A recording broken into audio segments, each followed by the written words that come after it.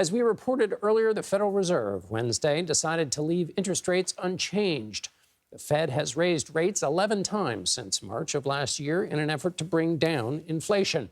The inflation rate, in turn, has fallen to less than half of its peak in June of 2022, but it remains at higher than the desired level. For more, let's bring in CBS News senior business and technology correspondent Jo Ling Kent. So nice to have you here. Great to be with you, John.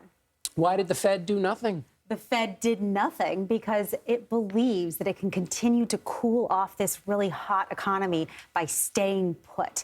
And also with bond yields up so high, that's also helping cool off some of that vigorous activity. But the economy overall is really strong right now, but inflation continues to persist. They think by holding off, but reserving the right to do it in December, that this might accomplish their goal. And is that the signal that Powell sent? So, of course, just to remind everybody, there's what the Fed does, and then there's what Powell says, which everybody then interprets in 1,000 different ways. What was the consensus interpretation of what the Fed might do in the future? The consensus interpretation is that the Fed is thinking about this very carefully, and they are continuing to think about what they will do come December, because their goal for inflation is to reduce that rate of growth back down to 2%. And they're not there yet. And it will continue to take possibly another hike and then sustaining this level of expensive borrowing to get it down there maybe sometime next year. You spoke to a small business owner about her company and how this, you talked about borrowing costs, how this affects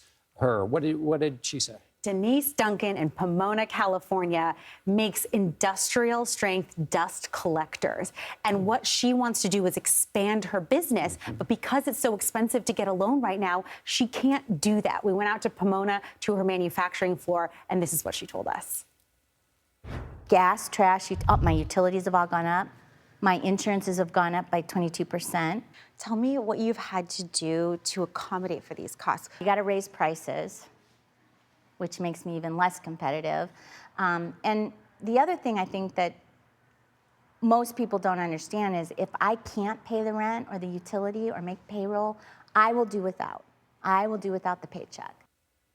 Now, Denise has gone without a paycheck 3 times in the last 18 months. This is a woman who's not only a business owner, but she's caring for her family, her aging grandparents. She's dealing with inflation in her groceries and her gas bills as well. And so what she wants is a rate cut. But she's not going to get that for a long time. And so she's really trying to have to cover her bases. And we're seeing that throughout, whether it's an industrial manufacturing company, a bakery, all over the small business landscape.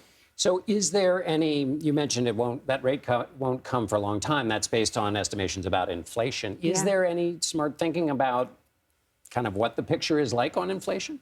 The picture on inflation is that it's persistent. And I think what's really difficult right now is that even if the rate of inflation is coming down and the Fed is taking credit for that and President Biden's trying to take credit for that, people are still paying a lot more than they were just a couple of years ago. And that and wage growth continuing to be pretty minor is a really painful point right now. So we may see this show up in the next election in a major way.